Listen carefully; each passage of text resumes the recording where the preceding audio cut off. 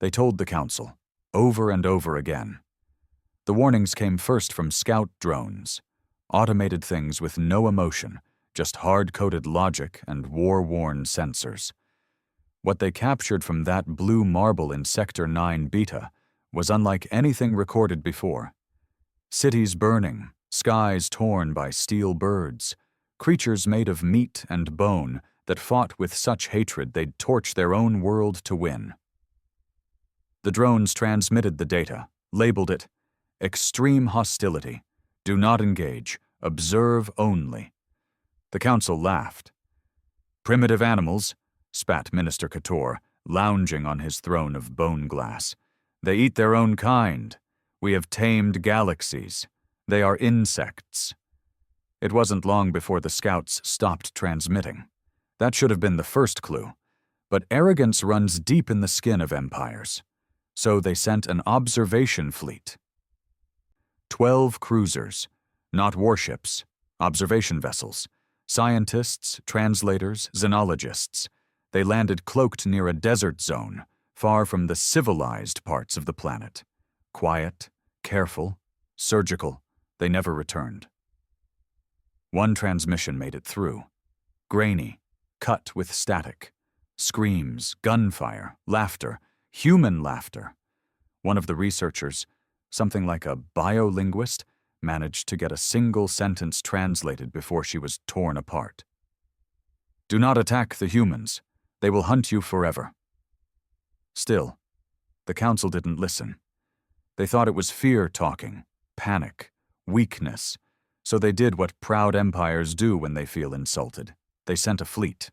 A real one this time, 3 battlecruisers, thousands of troops.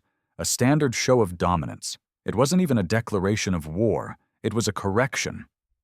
The humans didn't treat it like a war either. They treated it like a massacre. Fleet Commander Haskin was a war veteran. 53 campaigns.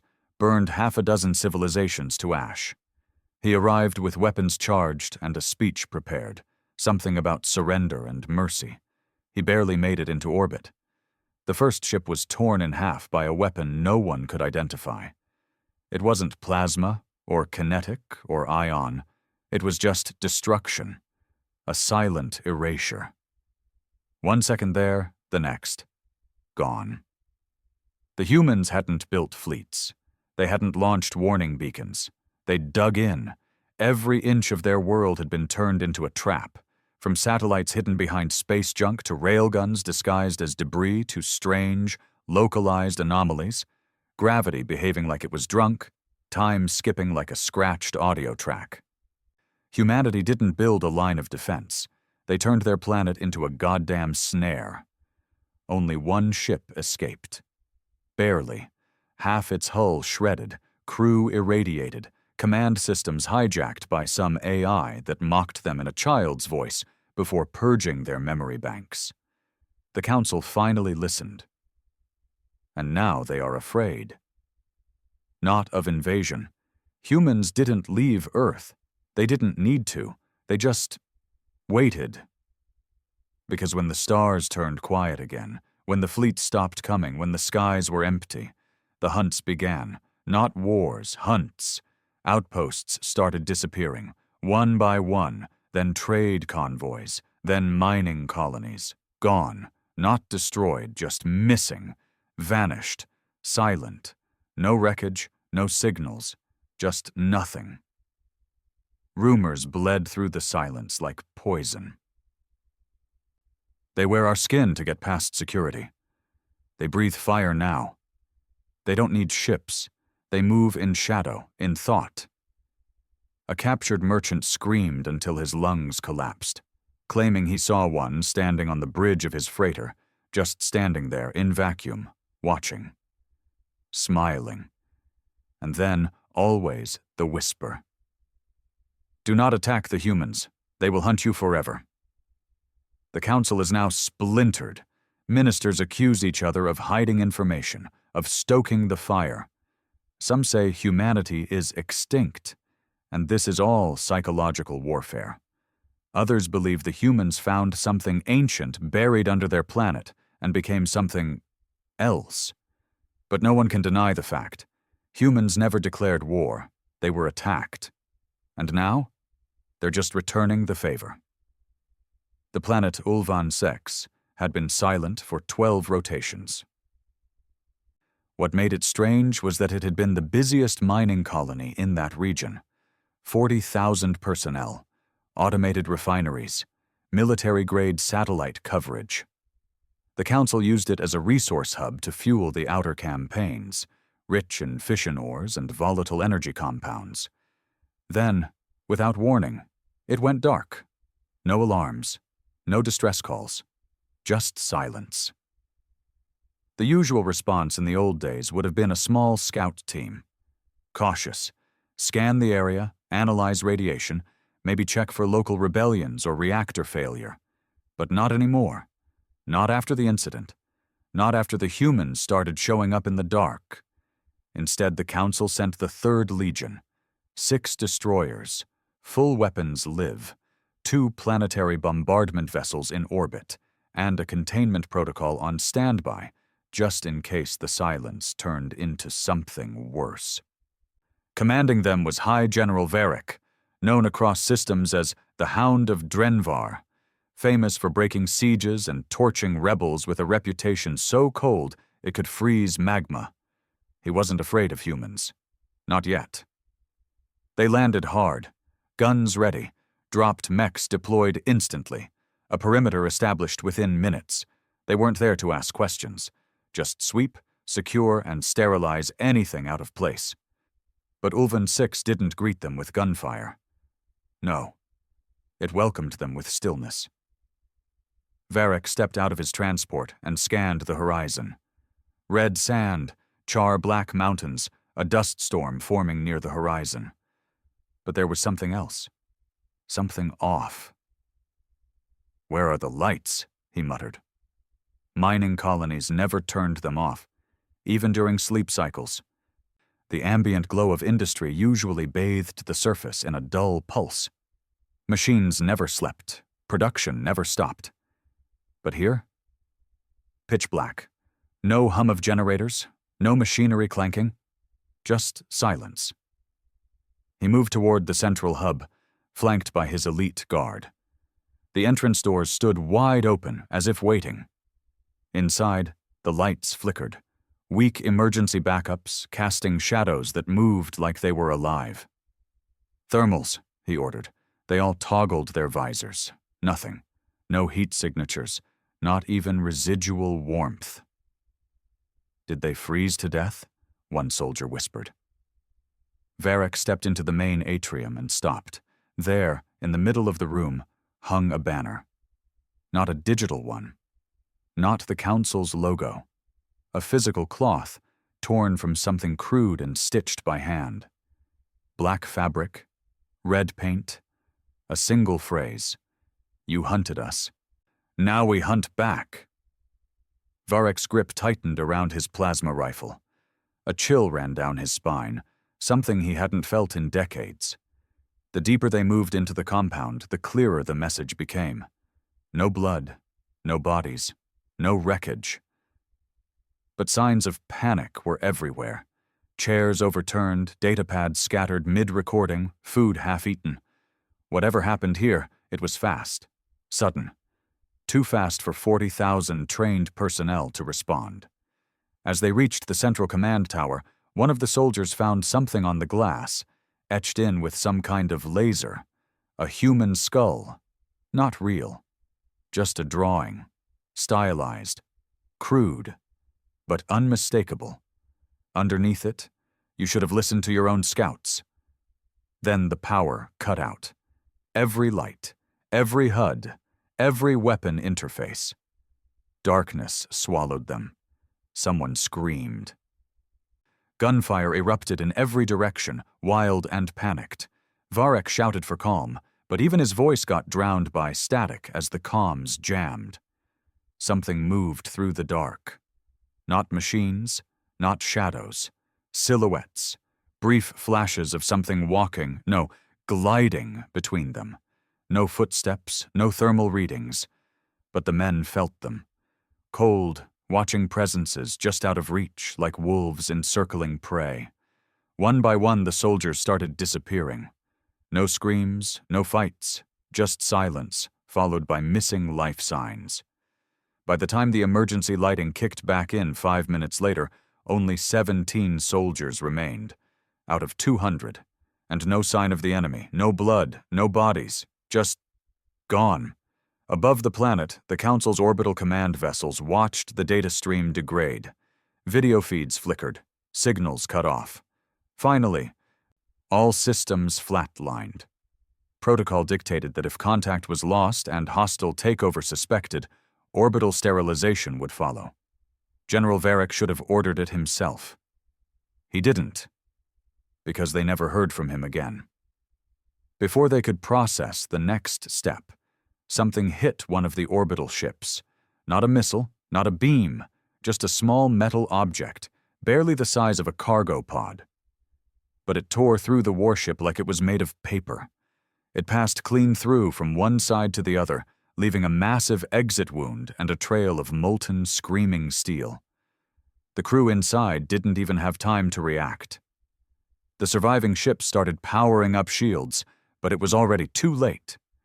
The stars around them lit up, not from planetary fire, not from ships emerging from jump, but from debris. Human ships. If you could call them that. Rusted, ugly, asymmetrical, made from scavenged parts, old colonial hulls, outdated fusion cores, but repurposed, brutalized, modified for one thing only: destruction. These weren't fleets. They were monsters made of metal. The orbital fleet tried to retreat, but jump drives failed. Localized gravity distortions warped space around the planet. Something was jamming physics itself. That's when the humans started broadcasting. One word, over and over again. Run! No formal declaration, no demands, just that single command, as if they weren't offering mercy, but just taunting. Back in Council space, paranoia turned into full-scale panic. The humans were doing what no species had ever dared. They were winning, not through numbers, not through technology, but through psychological annihilation. They didn't hit military targets first. They didn't cripple supply chains. They went for symbols, shrines, capital ships named after heroes, planets with historical significance, not to destroy them, but to make examples out of them.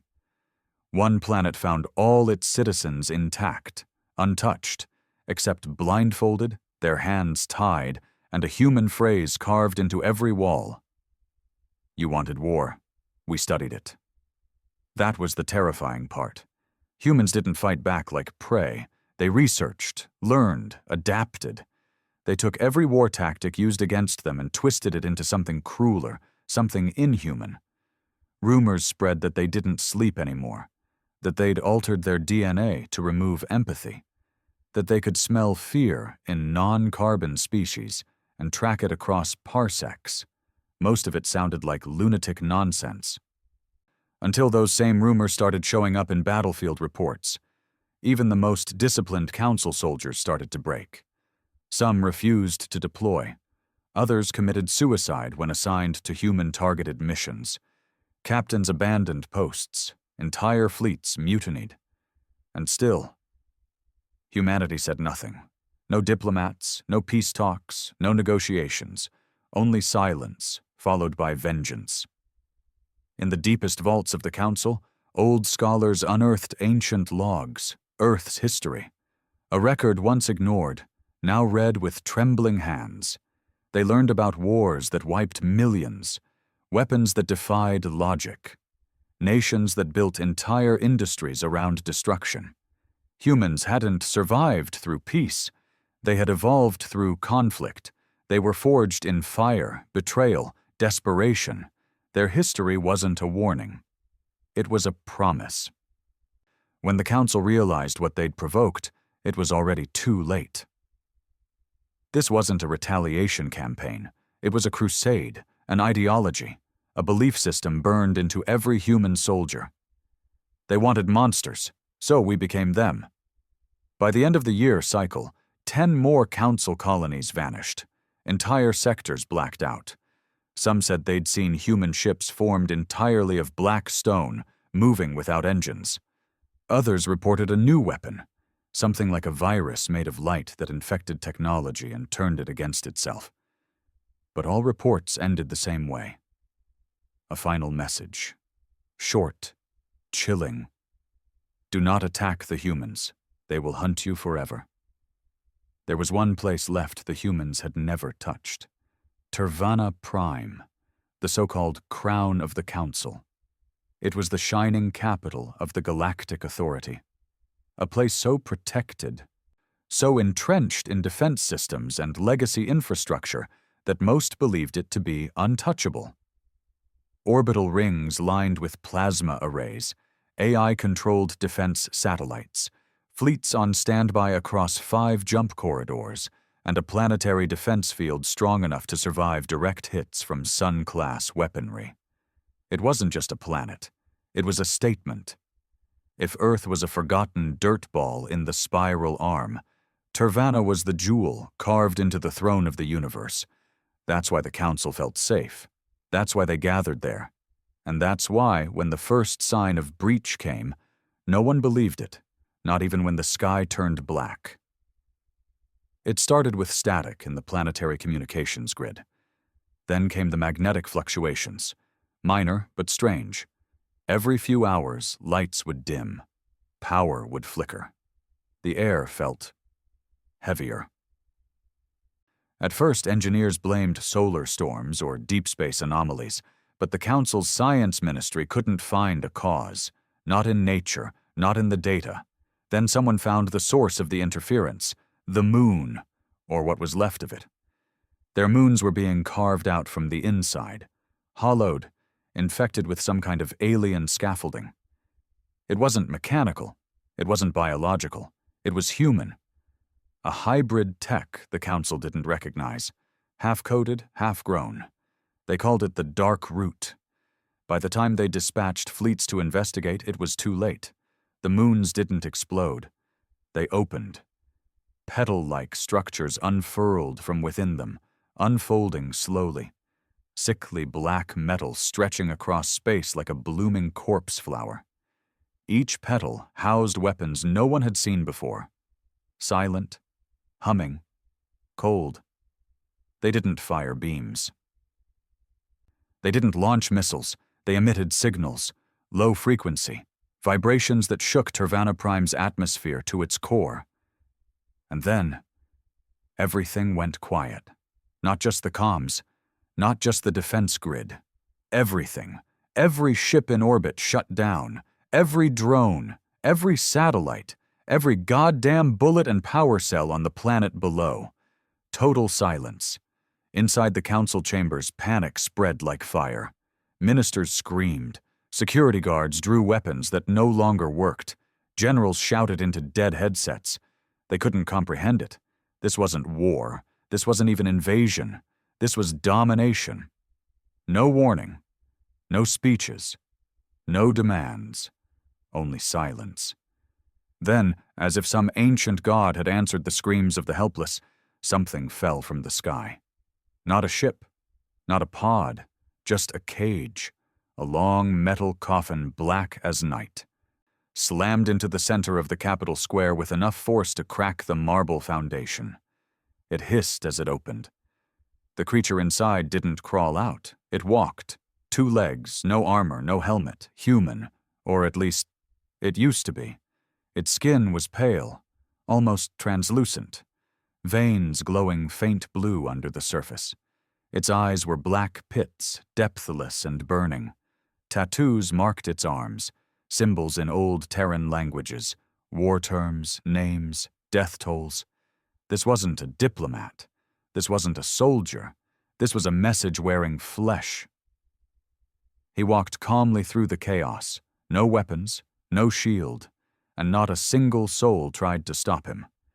Because in that moment, every being on Tervana Prime realized the same thing. He didn't need weapons. He was the weapon. Inside the central archives, a young technocrat named Rain had barricaded himself behind security doors. He wasn't a soldier. He wasn't brave. He was just someone who read too much. He had studied the humans after the first colony attacks. He didn't believe the propaganda, the simplified reports that painted them as savages or primitives. He saw the truth. He saw the history no one wanted to acknowledge. A race that learned how to kill long before they learned how to fly. A species that turned fear into science, grief into invention, and suffering into religion. He'd read about the last global war on Earth, the mass extinctions, the self-inflicted catastrophes. He read about Hiroshima, the Holocaust, Rwanda, the corporate water wars, the rise and fall of ideologies, the violent rebirth of nations. He knew what the Council didn't. That humanity was never meant to survive. They had survived anyway, by becoming something else. The man in the square raised his hands, not in surrender but in demonstration, and across the city people began to die.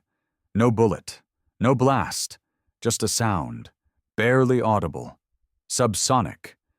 But it crawled into their skulls like ice. Some bled from their eyes, others began to seize, some just dropped, face first, never getting back up. It was targeted, selective. Only the ruling class, the military, the ones responsible, civilians, servants, janitors, vendors, were untouched. The message was clear. We know who you are. We know what you did. The man finally spoke. No translator needed. Just 5 words. His voice didn't echo. It whispered through stone. This is for the children. And then he burned. He didn't self-destruct. He ignited. His body turned into flame without fuel, a blue fire, quiet and cold, that consumed everything near him, but didn't spread. It devoured only what it was meant to. When it was over, the city square was scorched to the bone. Every statue gone, every symbol melted. Only the message remained, burned into the stone in a language no alien race ever dared to speak until now. We are the price of your arrogance. The Council shattered that day. Not politically, spiritually. There were survivors. But they weren't leaders anymore. They were witnesses. They spoke of humans not as enemies, but as gods of vengeance. Entire systems declared neutrality. Some surrendered preemptively, begging for mercy. Others just abandoned their posts and vanished into deep space, hoping to be forgotten. But humans weren't just retaliating anymore. They were cleansing. A calculated purge of anyone who sanctioned the first attack. Every general, every minister, every corporate figure, every war profiteer.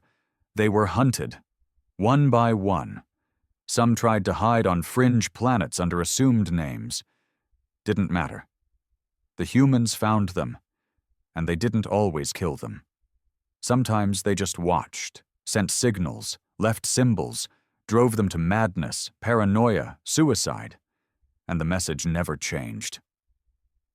Do not attack the humans. They will hunt you forever. Back on the edge of the dead zone, once called Earth, humanity gathered in silence. They didn't cheer. They didn't chant. They remembered. They remembered the billions turned to ash when the Council's fleets first came. The children lost. The cities erased.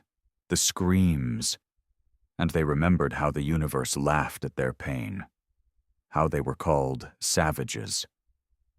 How no one believed them. How even their warnings were mocked. So they changed. They gave up names. They gave up borders. They gave up identity. They became one thing, vengeance, not for justice, not for power, just to make sure no one ever forgets again. Before the war, Earth was already dying, not from warheads or invasions, from rot, corruption, exploitation, pollution, greed. Humanity had reached its technological peak, but spiritually, socially, morally, it had flatlined. Billionaires played gods, empires feasted on the poor, and digital chains held more weight than steel. Then came the First Fleet, the Council's glorious intervention. They told themselves it was to contain a threat, but everyone knew it was about resources. Earth had what they wanted, exotic matter under its crust, hydrogen-rich oceans, and a species too divided to defend itself.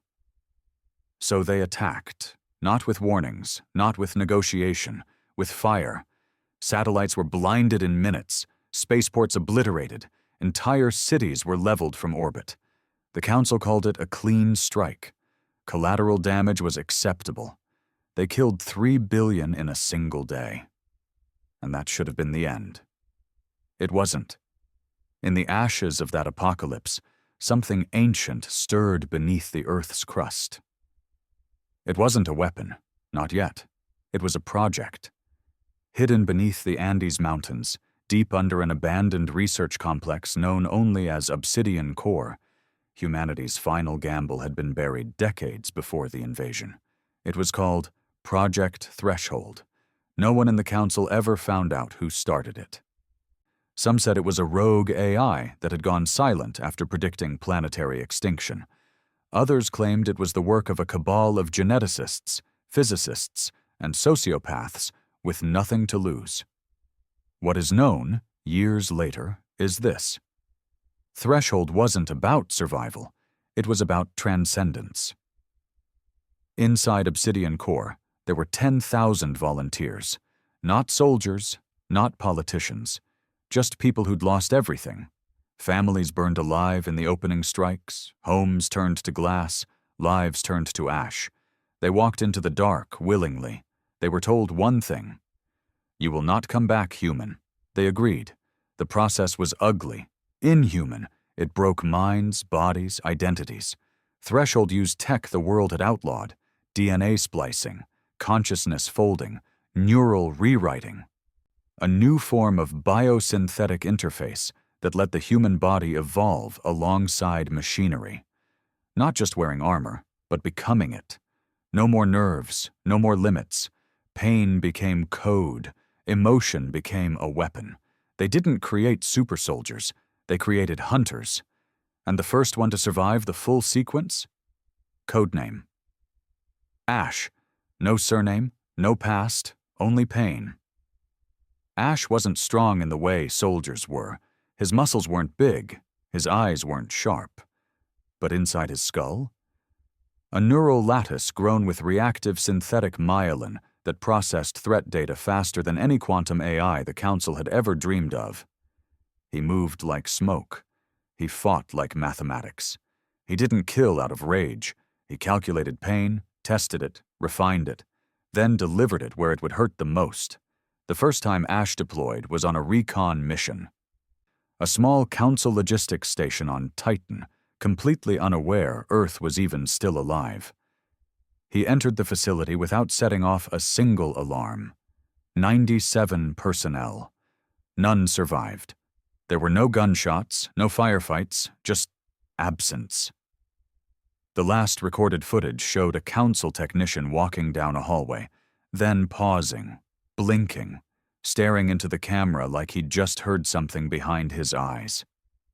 Then he started sobbing, bleeding, and collapsed.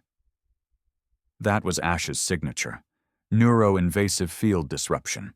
He didn't have to touch you to kill you. He just had to be near. As the Council prepared new waves of expansion, they started to notice their edges shrinking. Not through attack, through infection. Infrastructure breaking down.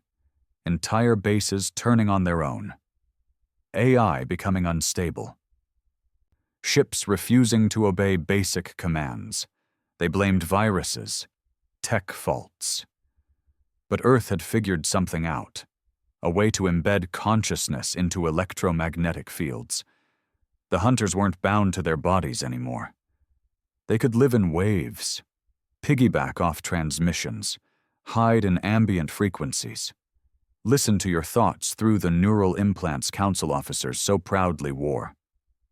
Every time the Council used their tech, they invited the ghosts of humanity into their systems, and the ghosts were angry. Ash wasn't alone for long. Threshold grew fast.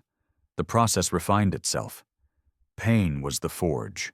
Trauma was the fuel. Each volunteer brought something unique, a memory so sharp, It became a weapon. There was Kira, who survived the orbital strike on Johannesburg by pulling her children's bodies out of the rubble and carrying them 5 miles with her spine broken. Her neural field produced gravitational anomalies under emotional duress. Dane, a construction worker who witnessed the execution of his entire union when they refused to help rebuild council structures. His fists could compress carbon steel into powder.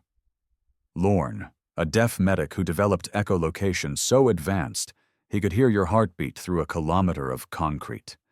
Each hunter wasn't just a soldier. They were a story made flesh, a living grievance. And they didn't forget. The council, for all its might, never adapted. They still believed in strength through numbers, strategy through statistics, command through hierarchy. But the hunters didn't obey.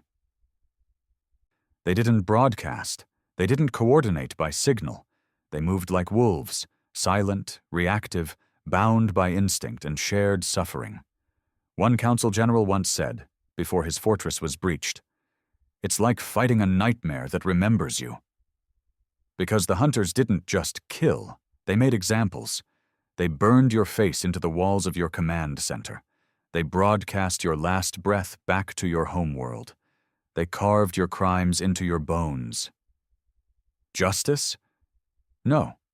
Memory. Earth never took back the stars. They didn't need to. They let fear do it for them.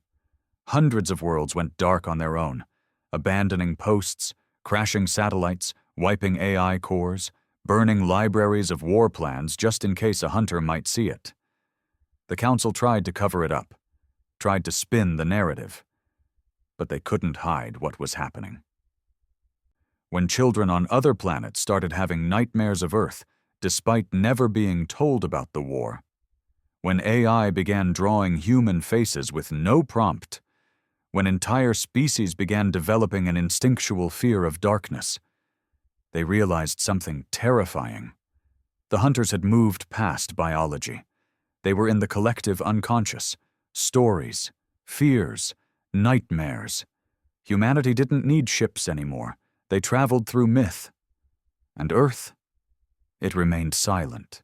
No broadcasts, no ambassadors, just a dying planet turned holy ground, a place no one dared approach, because they knew, buried under the ash and ice, deep in the bones of the Earth. Project Threshold was still running, and there were more coming, more broken souls, more pain, more wrath, more hunters. The final council bastion, located on a moon carved into a war citadel, tried one last time to retaliate. They sent a full fleet, 60 warships, 6 million troops, AI-driven command centers. The response? One hunter. Ash. He didn't arrive in a ship. He just appeared. No one knows how. Some said he walked from the edge of space. Some said he burst from the dreams of the council commander. Either way, the fortress never reported again. Scouts found only wreckage. And in the heart of the command room, carved into the main console, a message. "We warned you. You hunted us first. Now we will never stop." The council didn't fall with a scream. It fell with a whisper. Long before the hunters reached the inner sanctums, before Earth even struck the homeworlds directly, the council's empire was already rotting from within, and that was exactly what the humans wanted. They didn't need to fire on capital ships. They didn't need to drop bombs on cities. They just needed to wait, because fear, real, bone-deep, sleepless, paralyzing fear, is a weapon no army can fight. And the council gave it to themselves. The paranoia started in the outposts. A captain goes missing. No sign of struggle, no trace of a body. His logs show erratic behavior the week before, talking to himself, waking up screaming. One day he looks into a security feed and says, "They're in the lights," before taking his own life with a plasma cutter. The report is buried. Then it happens again, and again. Different planets, same pattern. Commanders going mad, officers sabotaging their own ships, security teams turning on each other. Eventually, entire squadrons stop responding. When emergency crews are dispatched, all they find is a message scorched into steel. We are your guilt made flesh. In the Council's inner chambers, unity begins to fracture. The technarchs, those who control the flow of information and digital infrastructure, start demanding emergency powers. They claim they can stop the human data infestation, a mythical invisible force said to be corrupting the entire empire. The War Masters, the old guard military caste, believe it's psychological. They demand martial law, purging of suspected infected citizens, and the deployment of shock teams to suspected human-influenced sectors. The gene clerics, meanwhile, whisper of something worse. They've been monitoring strange changes in the behavior of newborns across dozens of species. A rise in instinctive fear responses to shadow, to cold, to human-like vocal tones. They fear the humans have unlocked something ancient, a biological frequency, a neurosymbolic virus that travels not through code or light, but through stories. Every child who dreams of Earth, one cleric says, is a battlefield we've already lost. They are laughed out of the chamber. 3 days later, half the chamber is dead. No bombs, no bullets, suicides. Some swallowed poison, others walked into fire. One minister stabbed himself in the neck on a live broadcast, repeating the words, they know what we did. They remember everything." The broadcast was shut down, but not before 20 billion beings saw it.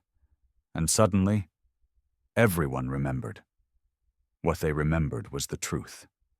That Earth had warned them. That humanity had begged not for mercy, but for time. Time to recover. Time to adapt. Time to survive. That the Council had voted to attack anyway, not out of necessity but out of convenience, because humans were weak, scattered, exploitable, because they were ugly, loud, rebellious, uncontrollable, because they were afraid of what humans might become if left alone. So they struck first. And now, that guilt had grown teeth. Entire systems began to rebel, not against humanity, but against the Council itself. Planets once loyal to the galactic order began cutting off communications, declaring neutrality. Some openly invited human visitation, not out of alliance, but out of raw terror. They believed that if they admitted the truth, maybe they would be spared. The Council called them traitors. But they didn't send warships, because their warships had stopped listening. Out in the Persid Fringe, Admiral Torvin of the 5th Stellar Fleet received a direct order to bomb a colony suspected of human influence. He refused, not because he sympathized with humans, but because the last time one of his admirals followed that order, she disappeared. Her ship found adrift 2 weeks later, crew gone, every inch of its interior coated in a substance that looked like ash and whispered when touched. Torvin made a choice. He turned his fleet around. Then he broadcasted a message to every channel, every band, every frequency. It said, "The Council has lied. They started this war, and now they ask us to finish it, against the only species that warned us what would happen." The message went viral, not just because of what he said, but because, standing beside him, visible in the background, was a human, unarmed, unmoving, watching. That's when the Council realized the hunters weren't killing everyone. They were letting certain people live. Commanders, journalists, pilots, technicians, ones with conscience, ones who spoke the truth, ones who could spread the infection of doubt. Because humanity understood something the Council never did. Words are sharper than war. Meanwhile, back on Earth, the sky stayed dark. No broadcasts, no threats, no announcements of victory, just that quiet, ever-present silence. The surface remained mostly uninhabited, covered in ash and ice. But underneath, the obsidian core continued to hum. Project Threshold had grown beyond control. There were now entire cities underground, built not with concrete and steel, but with memory and rage. Constructed through neural architecture, solidified emotion shaped into corridors and chambers through the minds of those who could no longer be called human. Every room in Obsidian Core told a story. Every hallway echoed a name. Every wall was marked with, "We remember what was done." Inside one of the deepest levels, Ash stood in front of a new arrival. A young man, no older than 20, skin still raw from the conversion process. His hands shook. His body was strong, but his mind was cracking. He wasn't ready. Ash said nothing at first. Then, softly, in a voice that hadn't been used in years, "They'll try to break you. They'll call you monster. They'll ask you for mercy when they never gave it to us." He paused, then leaned closer. "Do not give it to them. Give them memory. Let them choke on it." The young man nodded, tears running down his scarred face.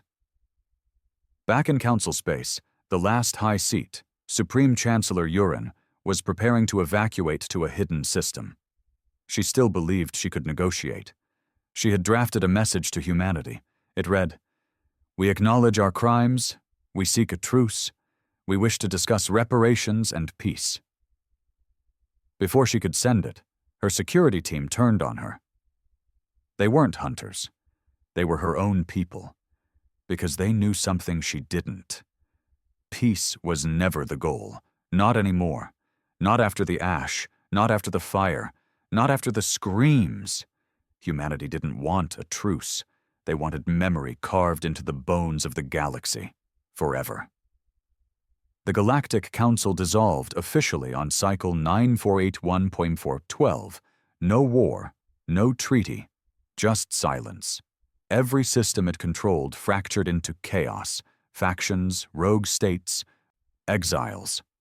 The central database, once the most powerful network in the known galaxy, was deleted by a hunter-born AI that left only one file behind: a black screen, a white skull, and 5 words: "Do not attack the humans." And then, "They will hunt you forever."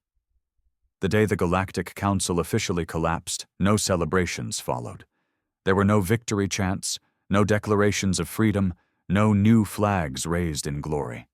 Because everyone knew the truth. This wasn't a liberation. It was a sentence, a warning carved into the bones of every system, not by speeches but by absence, by the way entire cities vanished, by the stillness that followed whispers of human names, by the way hunter symbols began to appear, not just on council ruins but on walls, doors, weapons, even dreams. And the worst part? No one knew how they were still spreading. 2 years after the fall, the galaxy entered the Quiet Age. Trade broke down. Colonies stopped sending messages. Outposts refused to respond to distress calls, not because they were dead, but because they were afraid to be seen. If a world lit up its beacons, it might attract attention. And if it attracted attention, it might attract them. On the planet Caldris 9, once a thriving agricultural colony, fields lay untouched beneath sky-glass domes. The remaining population, about 20,000, had moved underground. They had no radio, no AI, no ships. They lived like ghosts, all because of a single event. 7 months after the council fell, a child on Caldris 9 began speaking in Terran dialect, Old Earth English. No one had ever taught her. Her ancestors had never even seen Earth. She didn't know what the words meant, but she spoke them anyway. At night, in her sleep, whispers, names, Ash, Kira, Lorne, Dane. Then one day she stopped speaking, and in her place she wrote something on the wall of her sleeping quarters, not with paint or chalk, but with her own fingernails. "We are the shadow under your bones. We are memory made hunger. We are what you made us. The elders of the colony sealed the room. They stopped all data transfer. They went dark, and no one has heard from them since. Elsewhere, in the ruins of the former council capital, something new began to grow. Not a government, a faith. They called themselves the Remnants, not survivors of the war, but worshippers of the punishment. They believed the humans weren't just a species. They were a divine consequence. Their doctrine was simple. The first sin was arrogance. The second sin was mercy. The final lesson is silence. They didn't build temples. They preserved ruins, left council buildings untouched, scorched, half-collapsed. They refused to repair or rebuild. Instead, they engraved the names of the dead onto the wreckage, not to mourn them, but to remember why they died. The remnants didn't pray for salvation. They prayed that the humans never returned. But deep down, they knew it didn't matter. Because the humans had never left. On the shattered moon of Virex, a team of deep miners unearthed something that had no right to be there. It was buried under 3 kilometers of ice and stone. A human skull, preserved perfectly, not fossilized, not decayed, just waiting. The miners reported it immediately, within hours. Their station lost power. Within a day, all transmission ceased. A week later, a salvage crew found the place deserted. No signs of violence, no blood, just tools left mid-cut, food half-eaten, terminals frozen mid-word. And on the wall near the skull, etched in rust, he sees through the stone now. The crew sealed the mine and fled. No one's been back since. Not everyone feared the humans. Some wanted to be like them. That's how the cult of Threshold began. It started small: black market forums, encrypted transmissions, rogue scientists who believed the hunters were not monsters, but evolution. They began experimenting, illegally. Unregulated AI interface implants, synthetic emotion modulators, pain threshold conditioning programs. Their goal was simple: to create the next generation of hunters. But they lacked what Project Threshold had. They lacked purpose. Their volunteers didn't come from ash and grief. They came from ambition, ego, madness. The first batch of ascendants lasted 6 months. The second batch, 3 weeks. The third batch, 2 hours. They died screaming, every one of them.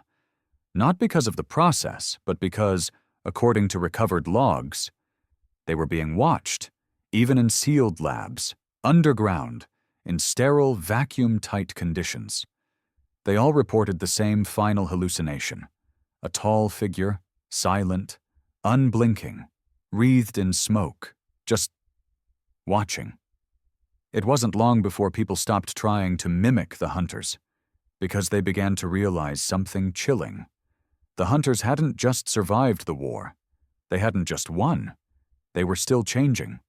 Some systems began reporting a new phenomenon. Dead sectors, places completely devoid of light.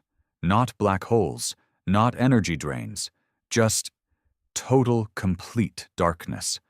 Ships that entered these sectors didn't crash. They didn't explode. They just stopped being.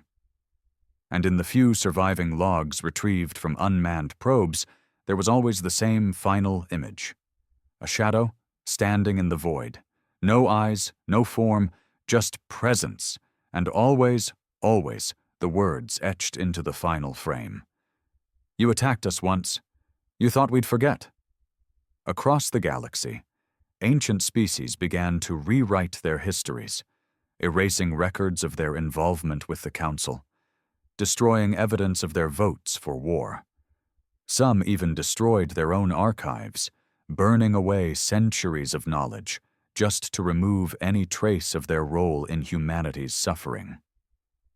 They thought if they erased the past, the hunters wouldn't come, but it didn't matter, because the hunters remembered everything. Some tried to fight back. A new coalition of ex-council warlords and mercenary fleets gathered in the rim. They called themselves the Last Flame. They wanted to strike Earth directly, end the nightmare at its source. They built a fleet, over 100 ships, hired the best minds, the best weapons, cloaking, disruption tech, anti-neural fields, everything that had failed before, just improved. They jumped into Sol, and they made it all the way to Earth's orbit, but they didn't attack, because Earth wasn't there anymore. The planet was gone, not destroyed, not shattered, just gone. Nothing but a void, no gravity, no debris, no heat signature. Like someone had folded it out of reality. Their logs showed only one final anomaly. A faint echo. Repeating, over and over, a child's voice, singing, in English. Ring around the earth we go, ashes, ashes, all fall down. Then static, then silence, then nothing. The Last Flame was never heard from again. The galaxy stopped trying after that. No more war plans, no more coalitions, just silence and survival. Each world now fends for itself, afraid to speak too loud, to shine too bright, to remember too openly. Because if there's one lesson they've learned, if there's one truth carved into the galaxies like scars, it's this. Humanity never stopped hunting. They don't need ships anymore. They don't need planets. They exist in the fear you pass to your children, the dreams your AI won't analyze, the cold you feel when the power flickers. They are the price of arrogance. They are the revenge of the forgotten. They are the story whispered when all the lights go out. Ash hadn't been seen in nearly a decade. Not by the dying fleets, not by the failing colonies, not even by the hunters that still whispered his name in neural frequencies and bone-etched symbols. But his presence lingered, in places where systems died overnight, in voids where light refused to exist, in dreams of ex-soldiers who'd never even fought humans, yet woke up screaming his name. Some said he was gone. Others said he had ascended, become something more than body, more than machine. But there was one truth whispered across the dying systems like wind through graveyards. Ash wasn't finished. The last remaining Hunter enclave, located deep beneath the molten crust of Nairos 6, was a ruin. A tomb carved into stone by minds that no longer used hands. The place wasn't built, it was remembered into being. The walls pulsed faintly with the thoughts of those who had lived there, echoes of rage, grief, purpose. Only 3 hunters remained. They didn't speak. They didn't move unless called. They were old, not in age, but in weight. They carried centuries of memory etched into every fiber of their altered flesh. They didn't wear armor. They were armor. Their names were long forgotten, but the remnants had given them titles. The Mirror, a hunter whose body absorbed any weapon fired at it and returned it with interest. The Silence, a blind one who moved by sensing regret in the hearts of enemies. And the last, the Torchbearer, the one who carried Ash's name in his chest, branded into his ribcage, over a heart that no longer beat but still burned. It was the Torchbearer who kept the one secret even other hunters feared to hold, the location of the memory core. No one alive truly knew what the memory core was. There were stories. Some said it was a data vault buried in the crust of a rogue planet, where the minds of the original Project Threshold volunteers were stored like files in a cold server. Others said it was older, something pre-war, something even the Council had found once, and buried again. But everyone agreed on one thing. The core remembered everything. Every name, every death, every scream, every council vote to strike first, every child who suffocated under rubble while alien warships passed overhead. It was Earth's final record. But more than that, it was a weapon. not of mass destruction, of truth. Some believed Ash had gone to the core to die. Others said he went there to sleep, but those who followed the trail, those foolish or desperate enough to try, found only madness waiting for them. The scavenger ship Nightcall was the last known vessel to trace the signal. It was crewed by deserters from dead fleets, hackers turned salvagers, and one ex-remnant priest named Sarek. They didn't go to destroy the core. They went to see it, to understand it. Maybe even to learn how to stop the hunters. They followed the last known neural bleed, fragments of a hunter's dying thought, across 11 systems until it pointed to a drifting planet in uncharted space. Blackrock Theta, no sun, no moons, just cold silence. And deep below its surface, something pulsing. Nightcall landed. They descended into a series of caverns that didn't make sense, passages that looped on themselves, stairways that climbed downward, walls that whispered when touched. Time slowed. Or maybe the ship's clocks broke. Maybe their minds did. One by one, the crew vanished. Not violently, they just walked into the dark. Except Sarek. He kept going, and he found it. The memory core. It wasn't a machine. It wasn't a vault. It was a chamber of light, floating symbols, human language encoded into geometry, rotating strands of data that moved like thought. And in the center, waiting for him, Ash. He hadn't aged. He hadn't changed. He simply was. Standing in silence, eyes closed, like a statue of war built by grief itself. Sarek fell to his knees. He wasn't a fighter. He didn't hate the humans. He had just wanted to understand. And Ash opened his eyes.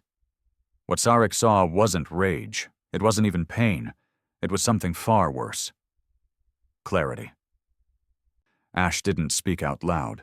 The words were inside Sarek's skull. Soft. Unavoidable. We didn't become monsters because of what you did. We became monsters because you showed us how. You taught us to strip a planet for its blood. You taught us to measure worth by silence. You taught us that peace is weakness and mercy is fiction. You lit the fire. We just refused to put it out. Then Ash stepped aside and let Sarek see the core for what it truly was. It wasn't just a record of war. It was a mirror, a perfect simulation of every life lost during the first attack, every thought, every last breath, billions of human consciousness frozen in their final moment. Every time someone accessed the core, they relived it, not as an observer, but as the victim. Sarek screamed, and the core kept showing him. Children holding hands beneath collapsing schools, nurses pinned under rubble, still trying to help others, old men holding photographs as fire rained down. Ash watched him, and when Sarek collapsed, bleeding from the nose, trembling, broken, Ash said one last thing. We didn't want revenge. We wanted you to remember, but you made forgetting too easy. When Nightcall's emergency beacon activated 6 months later, a salvage team found Sarek alone. No crew, no logs, no memory of how he got back aboard. But he had carved something into his own chest with a broken blade. Earth remembers, and his eyes no longer blinked. The galaxy tried to move on, tried to rebuild. But it couldn't, because every time a new alliance formed, a hunter would appear, sometimes in flesh, sometimes in thought, sometimes only as a shadow in the corner of a dream. And always with the same message: you do not get to forget us. There are no more wars now, just silence and watchers.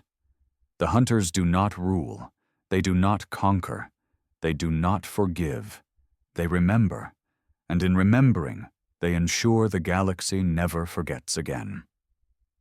1,000 years had passed since Earth vanished, 1,000 years since the Council fell, 1,000 years since the last official warship flew toward Sol and returned silent. And in that time, the galaxy had changed. Not rebuilt, not healed, just adapted. The major species now ruled themselves in isolation, afraid to unify, afraid to signal too loudly, afraid to rise too high. Interstellar trade was a whisper.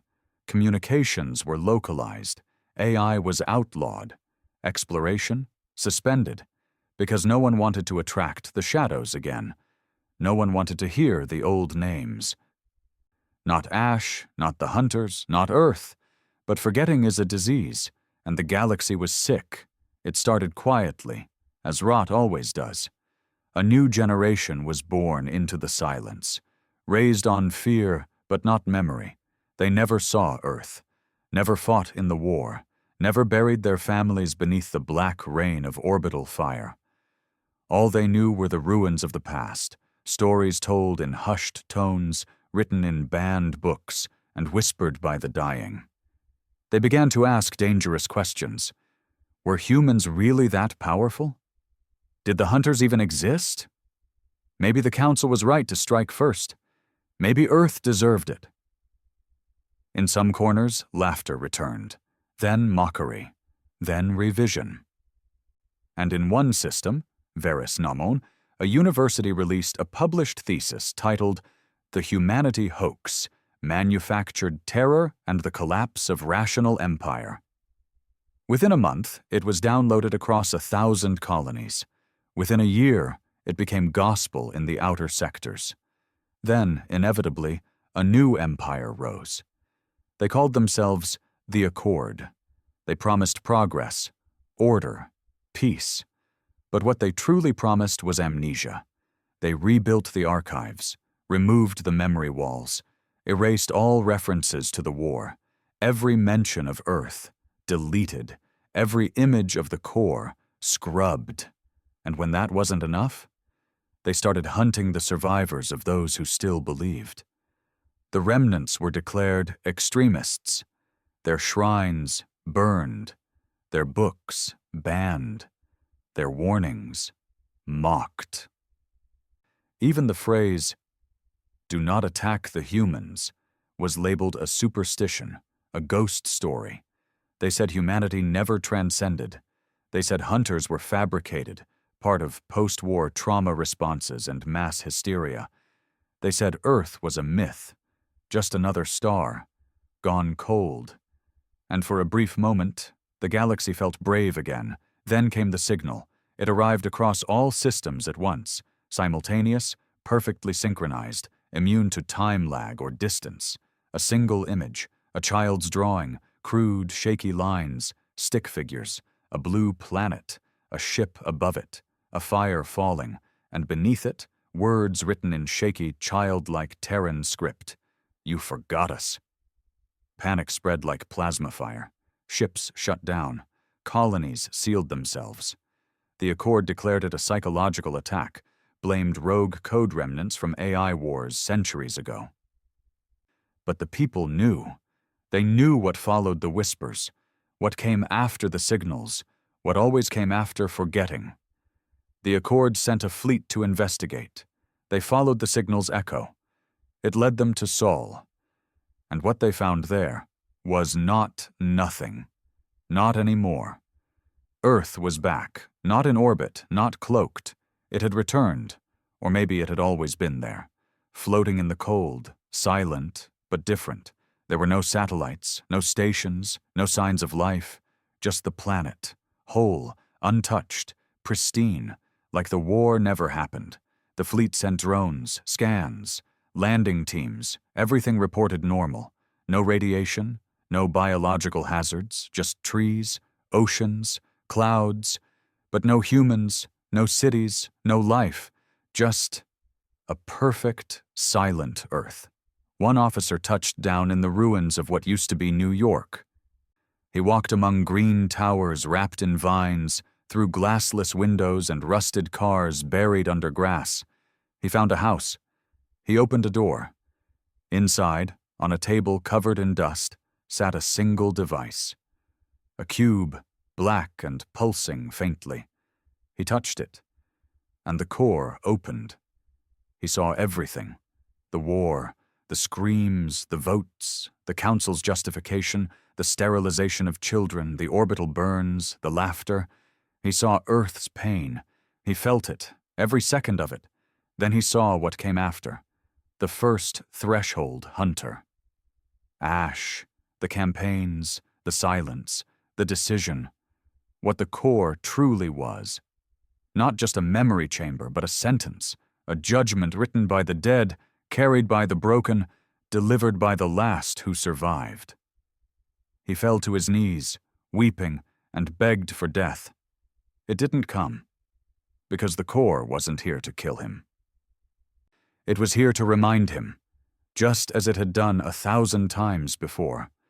The fleet returned, damaged, silent, not physically. Their ships were intact, but their minds? Broken. Each crew member either mute or repeating fragments of Earth's history over and over again, names, numbers, moments. And at the center of each of their palms? A mark? Not a burn, not a cut, just a symbol. The human skull, drawn in silence, branded not on flesh, but on consciousness. The Accord tried to hide it, tried to spin it, but the message had already spread. The core had opened itself. Earth was no longer hiding, because Earth didn't need to. The point had been made. The memory had been buried long enough. Now it would be law. Across the galaxy, the core awakened in fragments, no longer centralized. Every time someone denied the war, a vision came. Every time a child laughed at the myth, a nightmare followed. Every time a world tried to rise on the bones of the past, the ash returned. The hunters? They were gone. No longer flesh, no longer needed. They had fulfilled their duty. The galaxy no longer needed fear. It needed truth. The truth of what arrogance brings. The truth of what forgetting costs. The truth of what it means to burn a species and expect peace to follow. In the end, Earth didn't conquer the stars. It didn't erase the empires. It didn't build a new galactic order. It reminded the universe of something far more powerful. The dead do not forget. The broken do not forgive. And the hunted eventually become the hunters. In time, a new phrase replaced the old warnings, written in every child's book, etched into every ship's hull, branded into the minds of every leader and soldier. Earth is watching. And beneath that, always, do not attack the humans. They will hunt you forever.